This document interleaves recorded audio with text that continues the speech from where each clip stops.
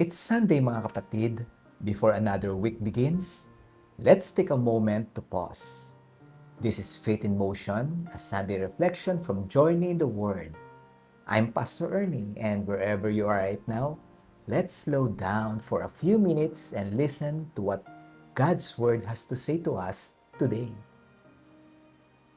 Kapatid, minsan mahirap maghintay sa sagot ni Lord. Tama po ba? Pero alam mo ba, may mas mahirap pa. Ito yung kapag dumating na yung sagot at hindi yun ang sagot na inaasahan natin. We prayed for something, we waited, we hoped, and when God finally answered, teka, we realized, Lord, hindi naman po ito yung inaasahan ko. Maybe you prayed for healing, for provision, for reconciliation, for an opportunity, for a door to open. Pero instead of getting the answer that you expected, tila God led you somewhere else. And suddenly, ang tanong na ay hindi na, Lord, sasagutin mo ba ako?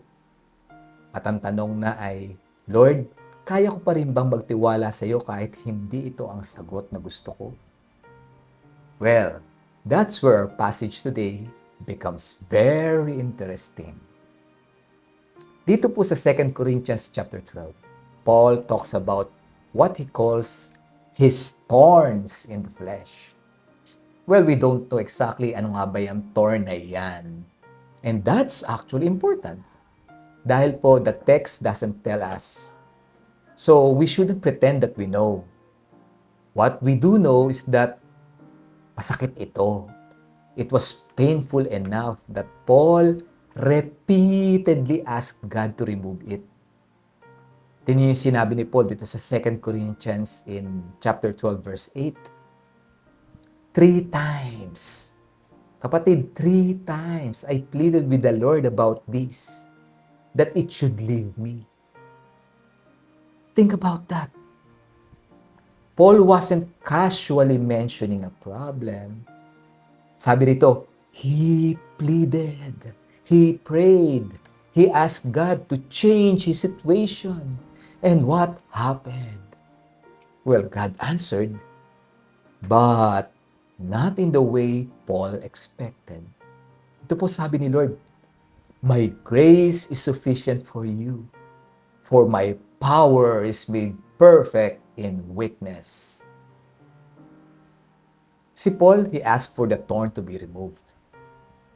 Si God, he gave him sufficient grace to live with it. Nandun po yung tension dito. Paul wanted a changed circumstance while God gave him sustaining grace. And notice something else. Si God, he did not explain everything about the thorn. He did not give Paul a detailed explanation of why it was there in the first place. But instead, God gave Paul something more important. His grace. Now, kapatid, ano ba ang nais nitong ituro sa atin? Just to make it clear, this doesn't mean that every difficult situation is something God wants us to simply embrace or accept. Kasi tingnan natin si Paul, he prayed, he asked, he pleaded. So, it's okay naman to ask God to change our circumstances. It's okay naman to pray for healing. It's okay to ask God for provision. It's okay to ask Him to open a door. Alam niyo kapatid, faith doesn't mean pretending that we don't want things to change. But here's where Paul teaches us something deeper. Our trust in God cannot depend entirely on getting the answer we wanted. Because sometimes God changes the situation. Sometimes He gives us the strength to walk through the situation. And sometimes, we don't immediately understand why. Pero kapatid, even we don't understand the answer, we should learn na we can still trust the one who gave it. Amen po? So maybe you're waiting for an answer right now, kapatid. You've been praying about something for a long time. And perhaps you're already thinking about what you want God to do. Lord, sana ganito, sana gumaling, sana maging maayos, sana bumukas ang opportunity, sana bumalik pa, sana mangyari. And there's nothing wrong with bringing those desires to God. Pero ito ang tanong, what if God's answer looks different? Ayan. What if the door you wanted doesn't open? What if the healing doesn't happen the way you imagined? What if the opportunity goes somewhere else? What if God answers your prayer but changes the route instead of giving you the destination you expected? Pwede mo pa rin ba sabihin, Lord, I trust you? If yes, that's faith. Not blind acceptance, not pretending everything is okay, but choosing to trust God's character even when we don't understand His answer. Kaya tingnan natin to, no? Paul eventually says, therefore, I will boast all the more gladly of my weaknesses. Wow, grabe, no? Bakit po? Kasi dito, he discovered something. Ano po iyon? That his weakness was not a proof that God has abandoned him. Instead, his weakness, it became a place where Paul experienced God's sufficient grace. Hallelujah. Maybe that's something we need to remember today. God's answer may change the direction of our journey, but it doesn't mean He has left the journey.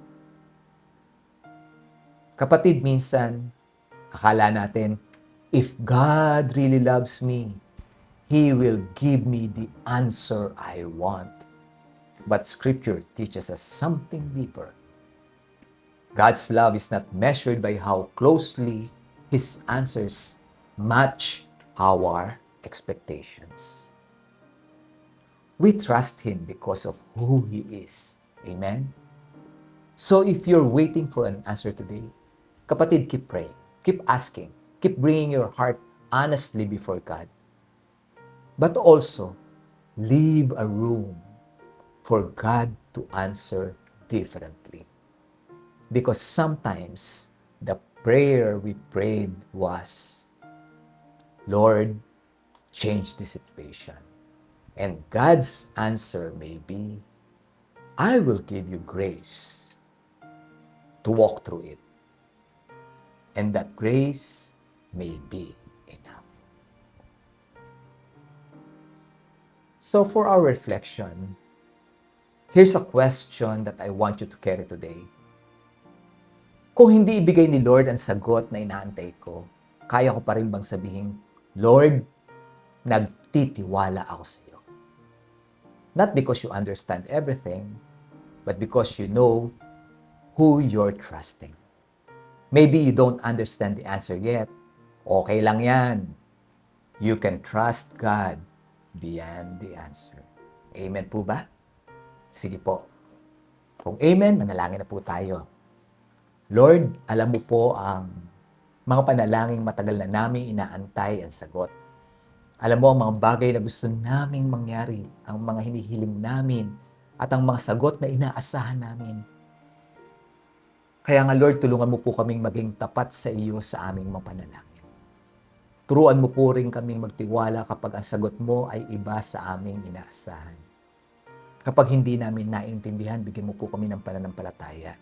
Kapag nasasaktan po kami, bigyan mo po kami ng iyong grace. At kapag hindi nagbago ang sitwasyon, tulungan mo kaming makita na hindi ibig sabihin ito ay iniwan mo na kami. Panginoon, turuan mo kaming magtiwala, hindi lamang sa iyong mga sagot, kundi higit sa lahat sa iyong kalooban, sa iyo po, Panginoon. In Jesus' name we pray. Amen. This has been Faith in Motion, a Sunday reflection from Journey in the Word. Muli po, ako po si Pastor Ernie, and until next Sunday, Keep your faith in motion and keep your heart grounded in God's Word. Kung naging pagpapala po sa inyo ang mensaheng ito, please like and follow us on Facebook at subscribe na rin po sa ating YouTube channel. At huwag din po natin kalimutang i-share ang audio na ito sa iba. Kasi po baka ang ilang minutong mensaheng ito ay maging pagpapala rin sa isang taong nangangailangan ito ngayong araw. Kaya hanggang sa muli po, God bless you.